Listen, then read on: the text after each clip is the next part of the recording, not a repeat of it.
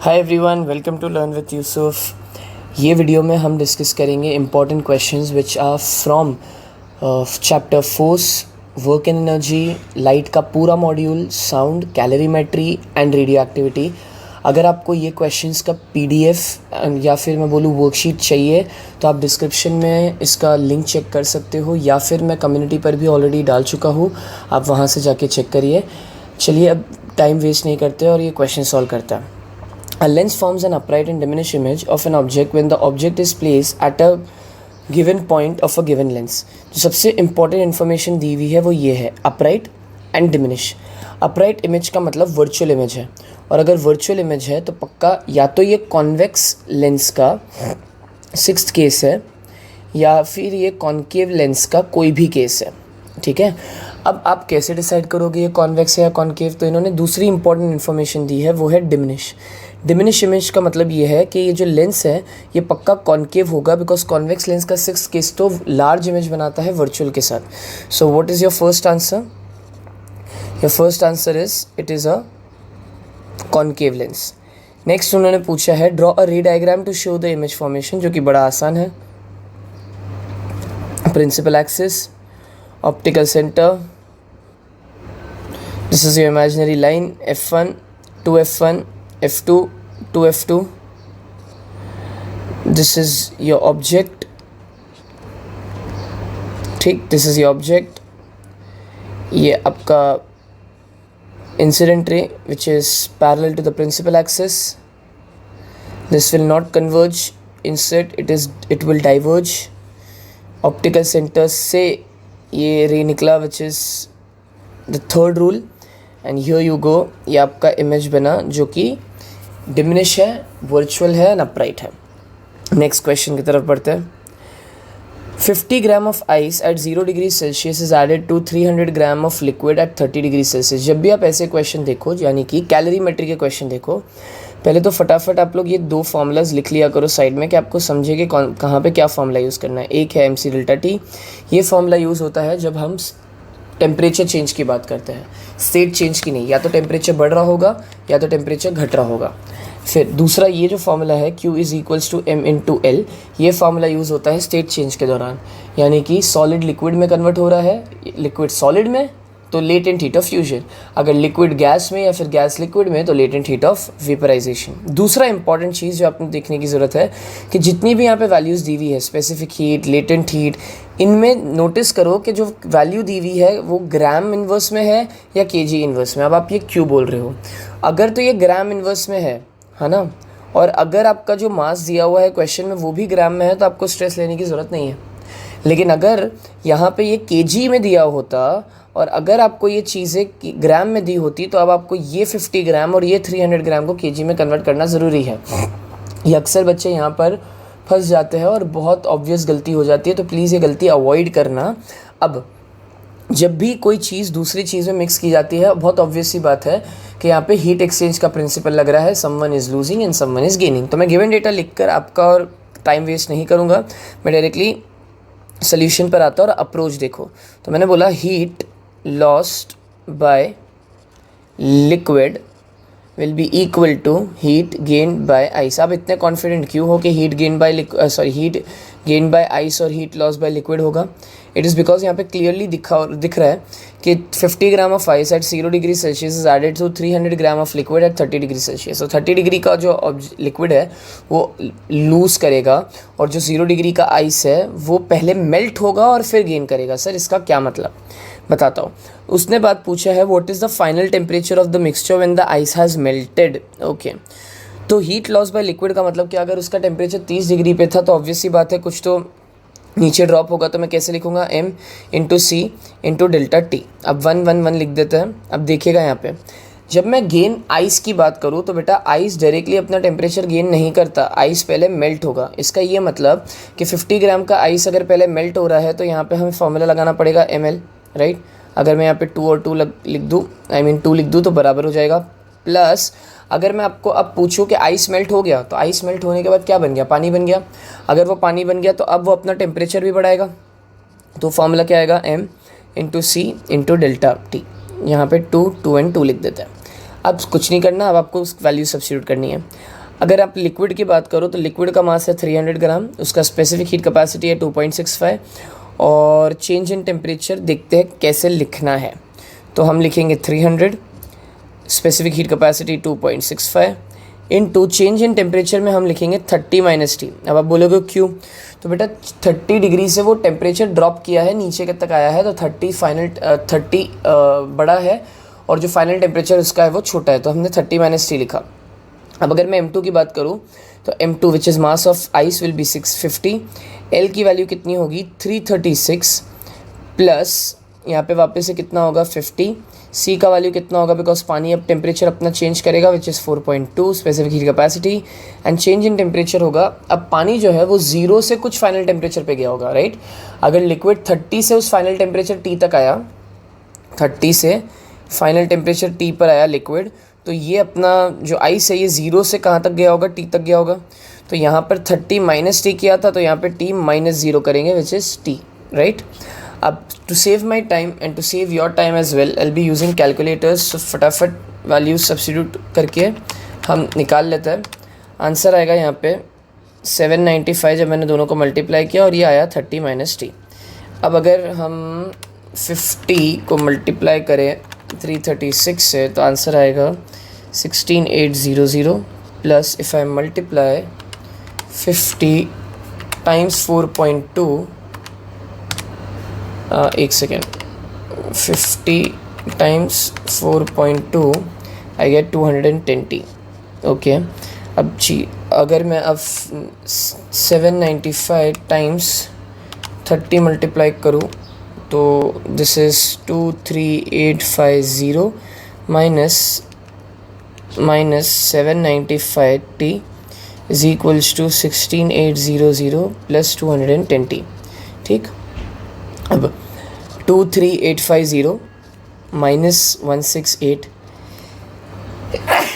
so sorry 1680 is equals to 795T plus 210T.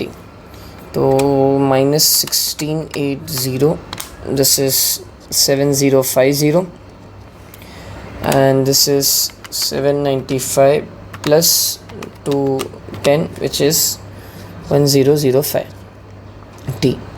Fair, एक second वापस से देख लेते हैं। This is 795 plus 210 so it is 1005। So T का वैल्यू आ जाएगा 7050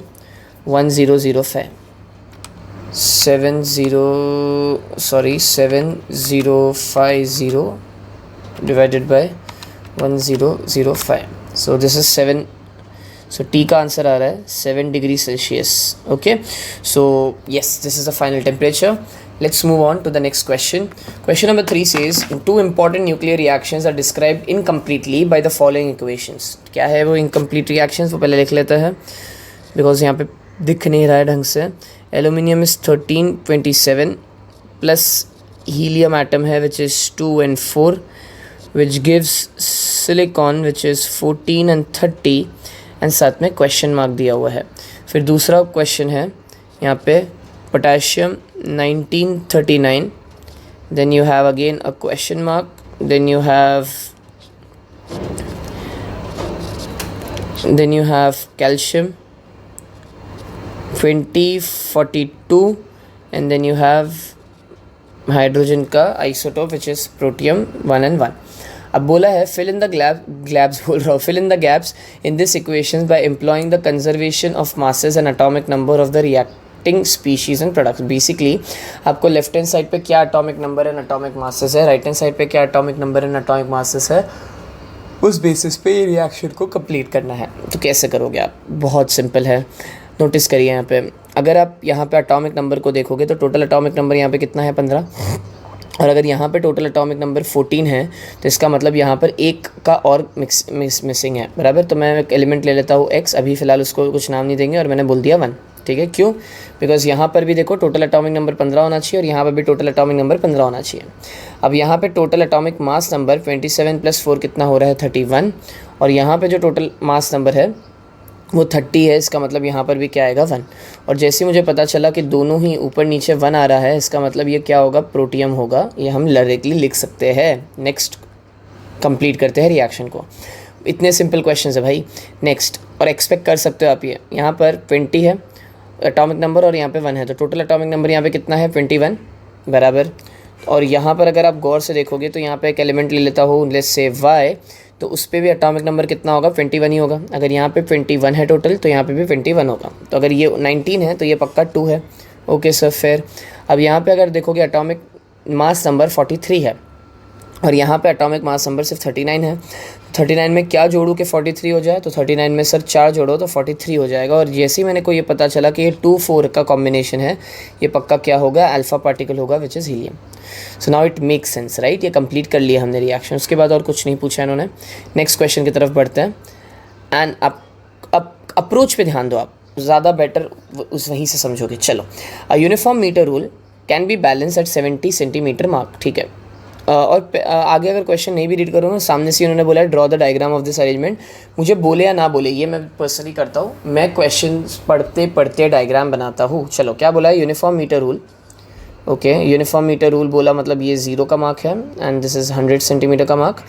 can be balance at 70 centimetre mark. So if I take this as 70 centimetre, इस point पर ये बैलेंस्ड है। When a mass of 0.05 kg is hung from है बेटा, ये hung from the 94 centimetre mark. Okay, तो 0.05 का जो मास है वो कहाँ पे हंग किया गया है, it is hunged at 94 centimetre mark, ठीक है।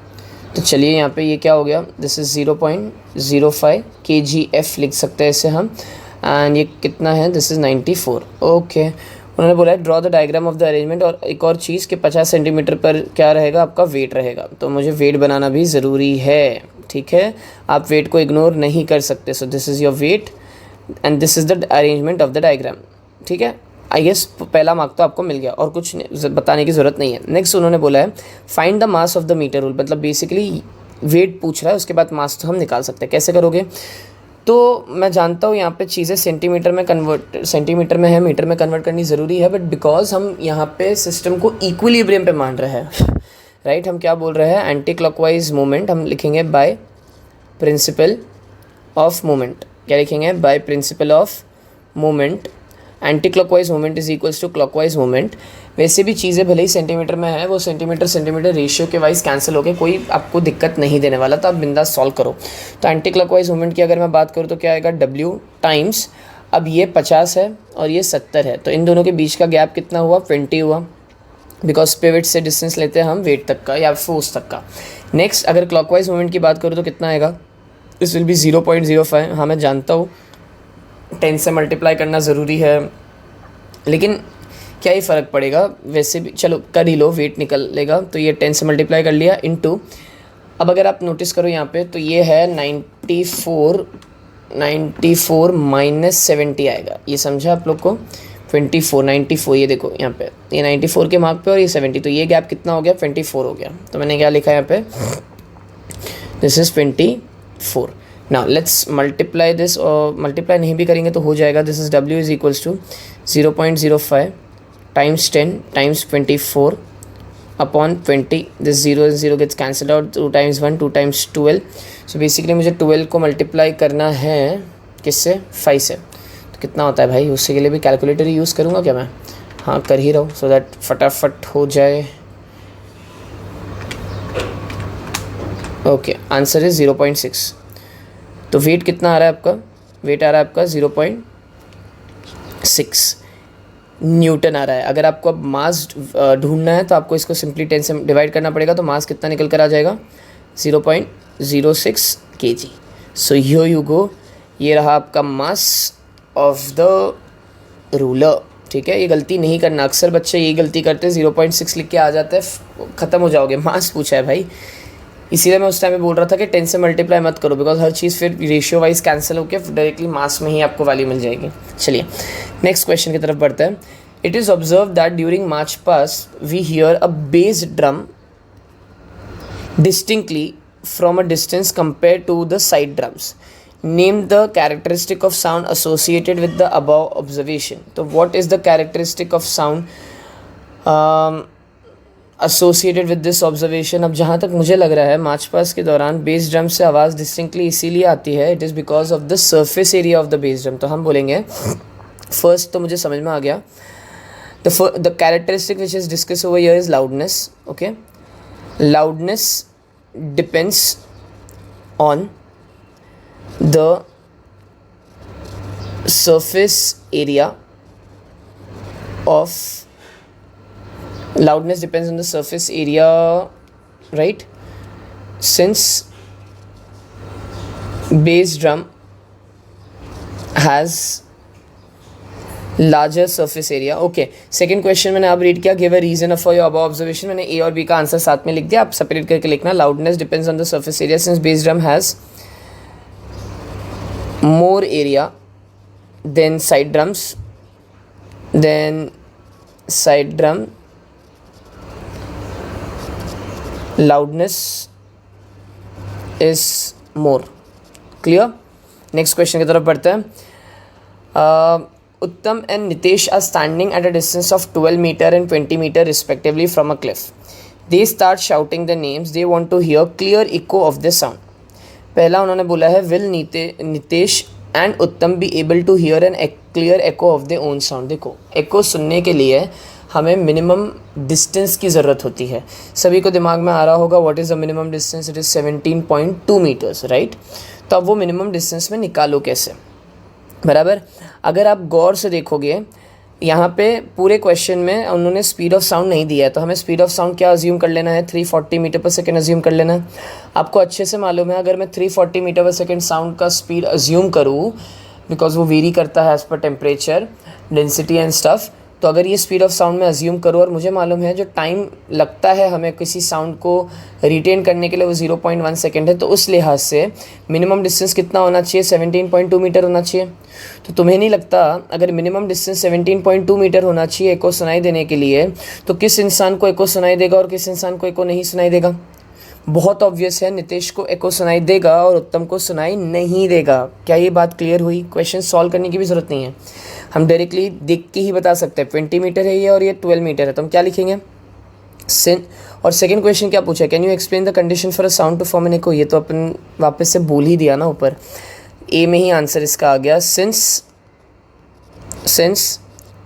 To hear a clear echo, since to hear a clear echo minimum distance, ये लिखना ज़रूरी है, minimum distance between cliff and listener must be 17.2 meter. So, who will hear the echo? Nitesh will hear an echo and Uttam won't। ठीक है, B वाले में क्या बोला है, can you explain the condition for a sound to form an echo. अगर explanation मांग भी रहे हैं तो हम क्या कर सकते हैं, हम सिंपली ये फॉर्मूला यूज़ कर सकते हैं। क्या, D is equals to VT/2 बराबर V कितना 340 मीटर पर सेकेंड, T कितना 0.1 एंड टाइम ये कितना 2। आपको अच्छे से मालूम है आंसर क्या आने वाला है अभी, this is approximately 17 metre, right. So ये रहा distance, this is the minimum distance. Okay, next, a pump is use to lift 500 kg of water from a depth of 80 metre in 10 seconds, calculate the work done by the pump. Don't you think ये तो बड़ा आसान है, work done बोला और अगर 80 metre height बोल दिया मतलब work is done in the form of potential energy. तो पहला वाला क्वेश्चन तो एकदम चिंदी है। क्या है work done? Work done is M × G × H। I am saving your time so that आप लोग को अप्रोच समझे। वापस से जो भी ये वीडियो देख रहा है प्लीज़ ये मत देखो कि मैं सोल्यूशन क्या लिख रहा हूँ, सोल्यूशन हमें मिल जाएगा। नो, ChatGPT पे डालोगे वो भी सोल्यूशन दे देता है, वो अलग बात है, हमें उसके साथ ढंग से कम्युनिकेट करना पड़ता है बिकॉज गलत होते हैं कितनी बार आंसर्स। बट हाँ, आप सोल्यूशन के लिए नहीं आए हो, आप अप्रोच के लिए आए हो। अप्रोच देखो तो M कितना है 500, G कितना ले लेंगे 10, NH कितना 8। तो if I am not wrong 5 × 8 is 40 and और 3 ज़ीरोज़ लग जाएंगे, so this is 40,000 joule. Next question उन्होंने क्या बोला है, उन्होंने बोला है the power at which the pump works. तो पावर का फॉर्मूला क्या है, it is work upon time. So if you notice work is 40,000, then you have time as 10 seconds, ये कैंसिल हुआ, आंसर क्या बचा आपके पास 4000 watt, which can also be written as 4 kilo watt. ठीक है, ये पावर आ गया आपके पास। सी क्या पूछा है उन्होंने आपसे, उन्होंने पूछा है the power rating of the pump if its efficiency is 40%। अब ये पावर रेटिंग का क्या मतलब होता है बताता हूँ, लिख लो ये, अगर आपने अभी तक ये नहीं देखा या सुना या समझा तो पावर रेटिंग का मतलब होता है power input. I repeat, power rating का मतलब होता है पावर इनपुट, कि एक्चुअली मशीन के पास कितना इनपुट पावर था कंपनी के हिसाब से। समझा, मैं बताता हूँ फॉर्मूला यूज़ करके। तो एफिशिएंसी का फॉर्मूला होता है output power upon input power. ये सेम चीज़ आपने मशीन्स में भी देखी है, right. Efficiency is output work upon input work, right. अब ये जो इनपुट पावर है इसी को हम पावर रेटिंग बोलते हैं, ठीक। अब एफिशिएंसी कितना बोला है, 40% बोला है। आउटपुट पावर मतलब कितना पावर आपने कंज्यूम किया, ये देखो मशीन ने, ये रहा 4 किलो वाट, तो हम इसे क्या लिख देते हैं 40 फ़िलहाल के लिए, हाँ 40,000 ही लिख देता है। और नीचे ये इनपुट पावर है जिसको हम पावर रेटिंग बोलते हैं। तो अगर मैं यहाँ पे 40% को 0.4 लिख दूँ तो कोई प्रॉब्लम नहीं होनी चाहिए, विच इज़ 4000 अपॉन P। तो P कितना हो जाएगा, this is 4000 upon 0.4। If you think you are able to solve this question you can skip to the next question and save your time. यहाँ पे कितना आ जाएगा 40,000 अपॉन 4, दिस इज़ 1 0 0 एंड 0। सो ये आंसर कितना आ गया, if I am not wrong, कुछ गड़बड़ किया क्या, नहीं बराबर। तो ये आंसर कितना आ गया, दिस इज़ 10 के वाट, ठीक है। तो समझ में आया पावर रेटिंग कितना है, 10 के वाट। तो इनपुट पावर कितना था 10,000 वाट और आउटपुट पावर मिला कितना 4,000 वाट, तो बाकी का एनर्जी लॉस हुआ। नेक्स्ट बोला है a person is standing between 2 vertical cliffs. ठीक है, ये 2 वर्टिकल क्लिफ्स है, उसके बीच में एक इंसान खड़ा हुआ है, ठीक है, 640 metre away from the nearest cliff. अब ये नियरेस्ट क्लिफ से ये क्या है 640 मीटर की दूरी पे खड़ा हुआ है। फिर बोला है he heard the first echo after 4 seconds and the second echo after 3 seconds later. Calculate the velocity of sound in air and the distance between the cliff. छोड़ो, बहुत इजी क्वेश्चन है, सुनो ध्यान से। जैसे उसने आवाज़ दी, शाउट किया, तो बहुत ऑब्वियस ही बात है साउंड दोनों ही डायरेक्शन में सेम स्पीड से ट्रैवल किया होगा, हाँ या ना। अब उन्होंने बोला कि जो फर्स्ट एको है उसको 4 सेकेंड के बाद सुनाई दिया, एंड जो सेकेंड एको है वो 3 seconds लेटर। ये नहीं बोला है 3 seconds लेटर। इसका क्या मतलब कि अगर उसको पहला एको 4 सेकेंड पे सुनाई दिया है तो पक्का पास वाली दीवार से सुनाई दिया होगा, बराबर। और अगर सेकेंड एको और 3 seconds के बाद, मतलब टोटल 7 seconds के बाद सुनाई दिया फ्रॉम द स्टार्ट, तो वो वाला एको कहाँ से आया होगा, दूर वाली दीवार से। अरे यार ऑब्वियस ही बात है ना, भले ही साउंड सेम स्पीड से चल रहा है लेकिन जहाँ पे डिस्टेंस ज़्यादा होगा वहाँ से एको भी ज़्यादा देर से आएगा। ये बहुत ऑब्वियस है। पहला उन्होंने सवाल पूछा है वेलोसिटी ऑफ साउंड और दूसरा पूछा है डिस्टेंस। तो क्या मैं बोल सकता हूँ यहाँ पे भी मुझे वेलोसिटी ऑफ यहाँ का टाइम मुझे पता है कितना 4 seconds और यहाँ का टाइम मुझे पता है कितना 7 seconds। गलती नहीं करना 3 लिखने की, 3 नहीं है यहाँ पे 7 है, ठीक। तो चलो कैसे सॉल्व करेंगे। मैं पहले तो ये वाला फॉर्मूला यूज़ करूँगा। पार्ट ए, अगर मुझे स्पीड ढूंढना है तो मैं बोलूँगा v is equals to 2d/t। Correct है, बताओ v कितना मुझे, अरे 340 तो लिखना नहीं है, ढूंढना है। 2 × d कितना 640 अपॉन टाइम कितना लेंगे 4। आई होप ये क्लियर हुआ। ये क्या लिखेंगे 2d/t लिखेंगे ना, हाँ। तो ये आंसर कितना आ जाएगा, this is 2 × 1 2 × 2 and this is 320 metre पर सेकेंड। तो स्पीड ऑफ साउंड कितना आया 320 मीटर पर सेकेंड आ गया। बी वाला पार्ट करते हैं। बी वाले पार्ट में बोला है that what is the distance between the cliff. लेकिन distance between the cliff find करने के लिए, ये डिस्टेंस फाइंड करने के लिए मुझे पहले फार अवे डिस्टेंस कैलकुलेट करने की ज़रूरत है, जिसको हम लेट्स से d' नाम दे देते हैं। अभी d' कैसे फाइंड करूँ, तो बहुत ऑब्वियस ही बात है, अगर यहाँ पे स्पीड मुझे पता चल गया 320 है तो यहाँ पे भी कितना होगा 320 होगा, और यहाँ का टाइम मुझे पता है 7 सेकेंड। देखो ना यहाँ पे क्या लिखा हुआ है। आई होप ये क्वेश्चन आप लोग को समझा होगा। This is 4 seconds for this much area and 7 seconds for this much area, ठीक। चलिए अब वापस से वही फॉर्मूला यूज़ करते हैं। क्या यूज़ करेंगे, अब मुझे डी ढूंढना है तो मैं यूज़ करूँगा वी टी बाई टू बराबर वी कितना, वी इज़ 320, टी कितना, टी इज़ 7 एंड यहाँ पे ये 2, ये कितना आ जाएगा 1, if I am not wrong 60 into 7, तो ये कितना होगा, कैलसी यूज़ कर लेते हैं, 160 into 7, this is 1120, let me again check this, 160 into 7 which is 1120 metre.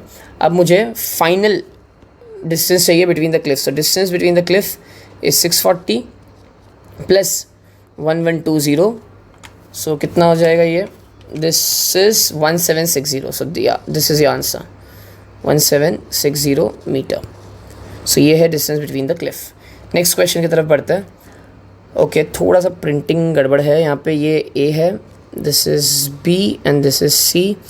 जितना मुझे दिख रहा है ये अल्फ़ा है, ये गामा है और ये बीटा है. मतलब क्वेश्चन तो देख के आप लोगों से सॉल्व हो जाएगा. चलो, radiation given out from a source when subjected to an electric field in a direction perpendicular to the path, भगाओ पूरा.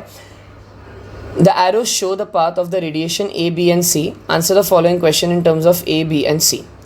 क्या बोला है उन्होंने, नेम द रेडिएशन, ओके हाँ, name the radiation B which is unaffected by the electrostatic field. तो ये वाला बात बोल रहा है, name the radiation B which is unaffected by the electric field. तो कौन सी रेडिएशन इलेक्ट्रिक फील्ड से अनअफेक्टेड होती है, किसके पास कोई चार्ज नहीं होता, तो आप बोलोगे गामा, बराबर. तो पहला आंसर क्या होगा, गामा रेडिएशन. ओके फेयर, बहुत इजी क्वेश्चंस आते हैं इस पे, रेडियो एक्टिविटी पे. Next, why does the radiation C deflect more than A. Okay देखो एक बात तो पक्का है कि ए के पास भी कुछ तो चार्ज है, बी के पास भी कुछ तो चार्ज है. ए माने के अल्फ़ा, क्यों अल्फ़ा बोला, बिकॉज नेगेटिव प्लेट की तरफ जा रहा है. ओके सॉरी, ये क्या आया.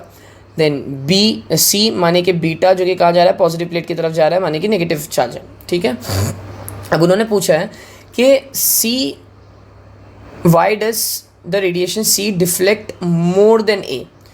तो सी ने क्यों ज़्यादा डिफ्लेक्शन बताया, ये पूछ रहा है वो. अब सी क्या है, कहना इसे बीटा पार्टिकल है. अब अगर आप नोटिस करो, बीटा पार्टिकल का मास कम है अल्फा पार्टिकल से, बिकॉज का मास कम है तो उसने ज़्यादा डिफ्लेक्शन बताया. तो हमारा रीज़न क्या होगा, मैं वापस से रिपीट करूँगा, डोंट वरी. अल्फ़ा और बीटा, देखो अल्फ़ा का चार्ज है प्लस, बीटा का चार्ज है माइनस. अल्फ़ा का चार्ज प्लस है तो ऑब्वियस सी बात है वो नेगेटिव प्लेट की तरफ गया which is a, and beta का चार्ज नेगेटिव है तो वो यहाँ पे गया पॉजिटिव प्लेट की तरफ. उन्होंने खाली ये पूछा है कि सी मतलब यानी कि बीटा पार्टिकल ने ज़्यादा डिफ्लेक्शन क्यों बताया ए से, इट इज़ बिकॉज उसका मास कम है. समझे, बस यही रीज़न है. Since mass of beta particle that is C, beta particle that is C is less than A. Fair. चलो नेक्स्ट क्वेश्चन क्या बोला है, which among the three causes the least biological damage externally. सबसे पहले तो least छोड़ो, सबसे ज़्यादा बायोलॉजिकल डैमेज कौन करके देता है हमें, गामा पार्टिकल करके देता है. तो सबसे लीस्ट कौन करके देगा, अल्फ़ा. तो अल्फ़ा पार्टिकल जो कि डायग्राम के हिसाब से अल्फ़ा पार्टिकल को क्या बताया है, ए बताया. Alpha particle which is a causes least damage. क्यों लीस्ट डैमेज होता है, बताओ बताओ बताओ, क्यों लीस्ट डैमेज होता है, बिकॉज वो ज़्यादा थिक शीट से, ज़्यादा बड़े थिक शीट से पास नहीं हो सकता. Name the radiation which is use in carbon dating. ठीक है, ये तो डायरेक्ट आंसर है भाई. क्या आंसर, बीटा पार्टिकल. आप जब इसकी प्रॉपर्टीज़ पढ़ोगे वहाँ पे क्लियरली लिखा हुआ है beta particle is use in carbon dating. Next question, how much heat energy is release when 5 gram of water at 20 degree Celsius changes to ice at 0 degree Celsius. सीधा सीधा हीट पूछा है, राइट. मैंने तुम्हें क्या बोला था, जब भी तुम क्वेश्चन रीड करो, अभी अगर तुमने देखा तो तुम पहले फॉर्मूला लिख दो, Q is equals to MC delta T, और फिर लिख दो Q is equals to ML, right. देखते हैं क्या क्या फॉर्मूलाज यूज़ करना है. How much heat energy is released when 5 gram of water at 20 degree Celsius changes to 0 degree. मतलब 20 डिग्री कहाँ चेंज हो रहा है, 0 डिग्री. अगर 20 से 0 का चेंज आया मतलब पहला फॉर्मूला तो लगेगा MC डेल्टा T. और क्योंकि उन्होंने बोला आइस भी बनाना है ना, सिर्फ 20 डिग्री सेल्सियस के पानी को 0 डिग्री सेल्सियस के पानी तक लेके नहीं आना है, उसके बाद आइस भी बनाना है. और अगर आइस बनाना है तो वो ML भी यूज़ करेगा वैल्यू. ठीक है, दूसरा मैंने क्या बोला था कि आप देखो पहले वैल्यूज़ ग्राम में दिया हुआ है, हाँ तो ग्राम में ही है क्या बाकी सब चीज़ें भी, हाँ तो हमें टेंशन लेने की ज़रूरत नहीं है. बहुत ईजी क्वेश्चन है.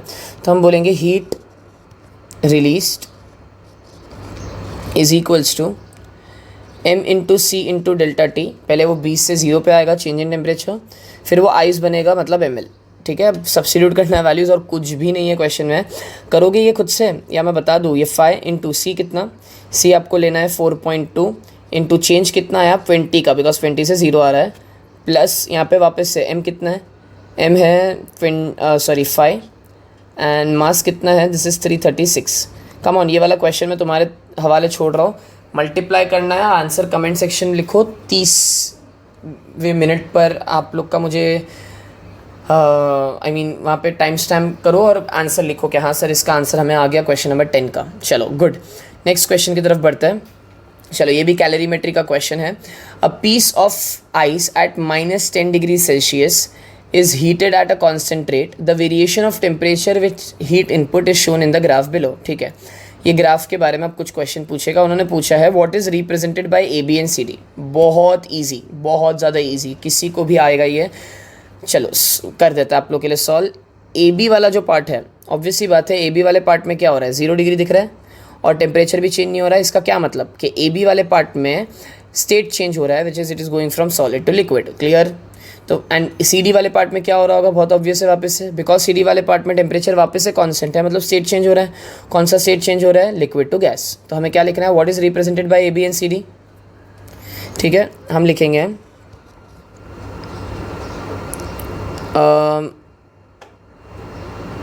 इन region A B ice converts into water, that is bracket में हम क्या लिखेंगे, state change at constant temperature. ठीक है, एट कांस्टेंट टेम्परेचर। अब same to same copy paste आपको क्या चीज़ के लिए चिपकाना है, इन रीजन, बताओ क्या लिखोगे, इन रीजन सी डी। बताओ बताओ बताओ, आएगा आप लोग को। In region C D water converts into steam, state change at constant temperature. In region C D water converts into vapour which is state change at constant temperature. B क्या बोला है, what conclusion can you draw regarding the nature of ice from given graph. What can you conclude, बताओ बताओ बताओ बताओ। What conclusion can you draw regarding the nature of ice from the given graph? उस पूरा nature मतलब उसके पूरे उसके बारे में बताने बोला है कि एग्जैक्टली क्या हुआ। तो first the ice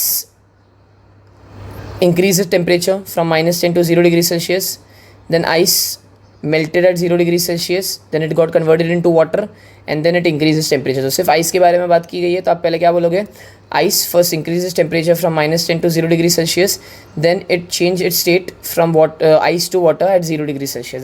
that's it। आप ये लिखना, आपको आ जाएगा। नेक्स्ट चलो एक और कैलोरीमेट्री का क्वेश्चन। मैंने बहुत सारे कैलोरीमेट्री के क्वेश्चन डाले हैं, रीज़न सिंपल है, आप लोग को एग्ज़ाम में वो ज़्यादा क्वेश्चंस पूछेंगे कैलोरीमेट्री के। ठीक है, चलिए मैं एक और चीज़ बताना भूल गया, ये वाले वीडियो में सिर्फ मैं फर्स्ट 14 क्वेश्चंस ही करने वाला हूँ। मैंने 15 क्वेश्चन बाद में देखा that is not relevant as per your board exam, तो मैंने वो एलिमिनेट कर दिया है। तो इसमें 14 क्वेश्चंस करेंगे और बाकी के बचे हुए 15 क्वेश्चन, बिकॉज ये पूरे वर्कशीट में 30 क्वेश्चन है, वो मैं नेक्स्ट पार्ट में अपलोड करूँगा।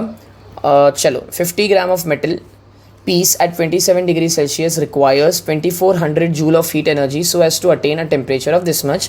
Calculate the specific heat capacity of metal। बहुत सिंपल है, सीधा सीधा क्वेश्चन है। आपको क्या क्या दे दिया, चलो इसमें गिवन डेटा लिख देता हूँ मैं आप लोग के लिए। 2400 जूल, फिर मास कितना दिया हुआ है 50 gram, then change in temperature directly निकाल सकते हैं क्या है चेंज इन टेम्परेचर, 27 डिग्री से 327 डिग्री, तो यानी कि 300 डिग्री का चेंज आया। आप लिख सकते हो वो 327 - 27, मैंने डायरेक्टली लिख दिया। 300 डिग्री सेल्सियस का चेंज आया एंड आपको पूछा है स्पेसिफिक हीट कैपेसिटी। ठीक है, चलो बेसिक फार्मूला यूज़ करना है, Q = m × C × delta T। Help की ज़रूरत पड़ेगी या कर लोगे, ये क्या आएगा 2400 = m कितना 50, C कितना नहीं पता, वही तो ढूंढना है, और चेंज इन टेम्परेचर कितना 300। तो C comes out to be 2400 upon 50 times 300। Yes, this is 0 and 0 gets cancelled out, 3 times 1, 3 times 8, this is 8/50. Okay, कर ही लेता हूँ. ठीक है, दिस इज़ 0.16. तो स्पेसिफिक हीट कैपेसिटी कितना आ रहा है? This is coming out to be 0.16 joule gram inverse degree Celsius inverse. Okay, so yes, आप लोग का ये वाला क्वेश्चन भी सॉल्व हो गया. Let's move ahead to the 13th question. Very simple. A radioactive element X which has Z and A first emits beta particle and then emits an alpha particle and the resulting nucleus can be represented as this. Okay, ये बोला है resulting nucleus कैसे resulted है? Y से. जो Y में क्या आपको बोला है? Y में आपको बोला है P and Q के फॉर्म में. ठीक है, what are the values of P and Q? Okay, what are the values of P and Q in terms of A and Z? चलो एकदम सिंपल है.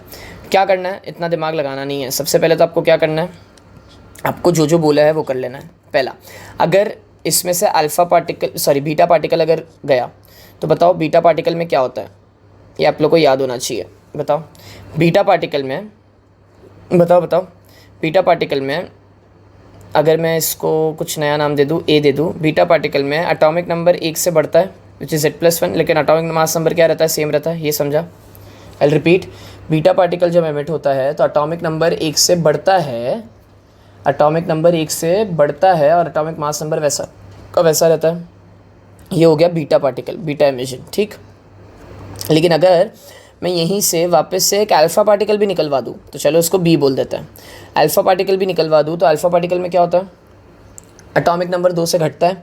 तो अगर पहले ही Z+1 हो चुका था, उसमें से -2 कर दूँ तो टोटल कितना बच जाएगा? Z-1 बचेगा.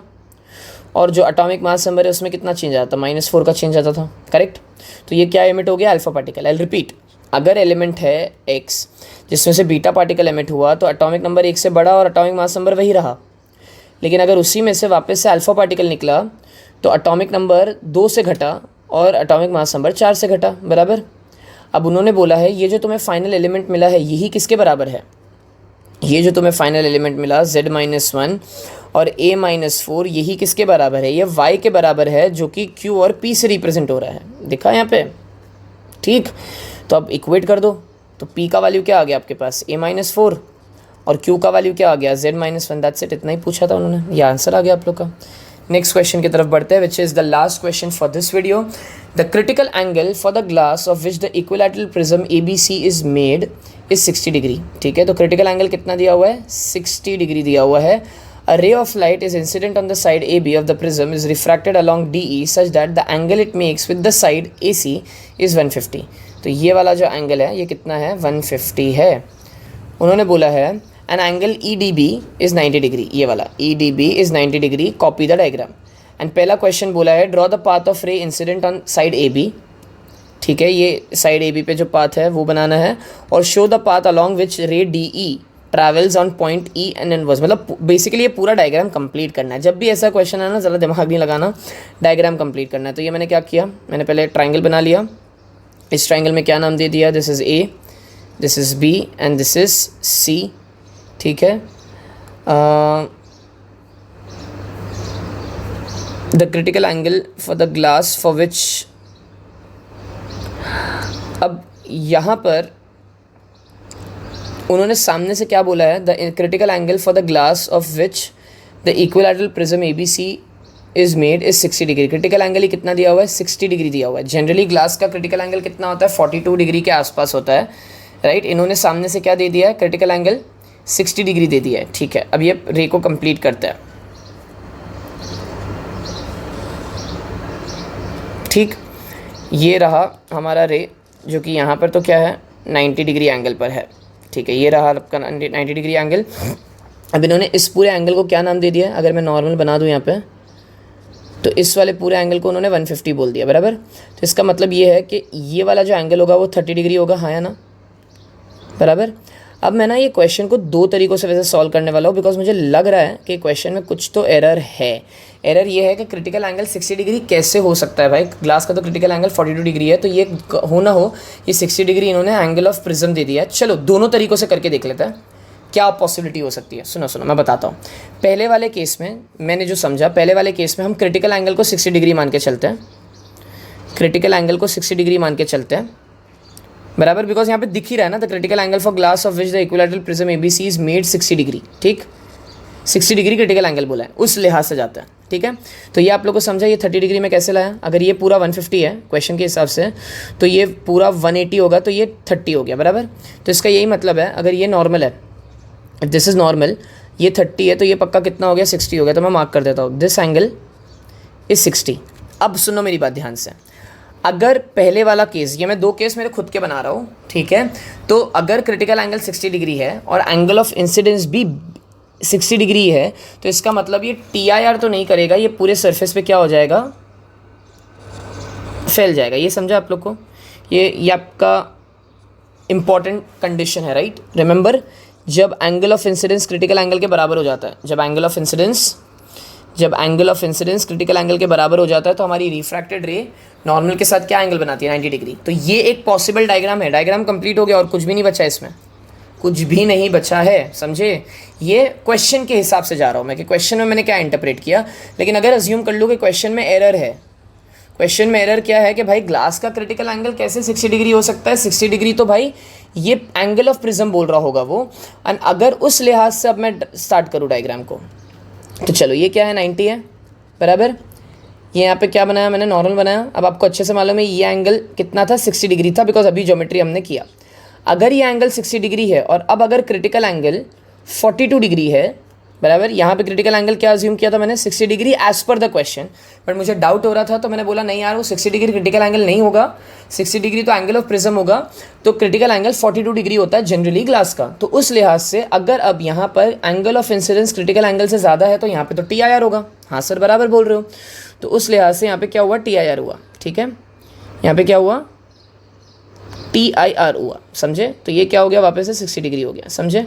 चलो बता, हटाओ इस चीज़ को। अब वापस से यहाँ पे क्या करेंगे, पहले लिख देते हैं A, B और C। आयुष ना ABC यहाँ पे है, एक सेकंड, A, B और C। चलो अब यहाँ पे बनाते हैं नॉर्मल, देखते हैं यहाँ पे क्या मिलेगा हमें। तो अगर ये 60 डिग्री था, कायदे से दिख नहीं रहा 60 डिग्री, तो अगर ये नॉर्मल है तो ये वापस से क्या हो गया, 30 डिग्री हो गया। ये ऑलरेडी 60 था, तो ये कितना हो गया, 90 हो गया। एक्चुअली मुझे डायग्राम ना ढंग से बना लेना चाहिए यहाँ पे, तो बहुत आपको ऑब्वियस दिखेगा, ठीक है। एक सेकेंड रुको, हाँ ये रहा। If I draw this now which is correct, this is 60 degree and this is 60 degree. अब देखो, अब आपको ज़्यादा बेटर समझेगा। ये 60 डिग्री था, बराबर। अब यहाँ पे देखो, ये 30 था, this is 30, this was already 60, ये 90 था, बराबर। तो इसका क्या मतलब कि इस वाले सरफेस पे, सरफेस AC पे तो उसे क्या किया, सरफेस AC पे उसने TIR किया, बराबर, लेकिन सरफेस BC पे आते आते वो क्या हो गया, बाहर निकल गया, ठीक है। सो ये मैंने 2 केसेस मेरे हिसाब से बनाए, 2 डायग्राम है नहीं, 2 केसेस मेरे हिसाब से बनाए हैं। सो ये A और B आपका पार्ट हो गया। अगर आपको ये वीडियो समझा है, सो प्लीज़ प्लीज़ प्लीज़ इसका पार्ट 2 भी देखो, बिकॉज बाकी के क्वेश्चन वहाँ पर मैंने डिस्कस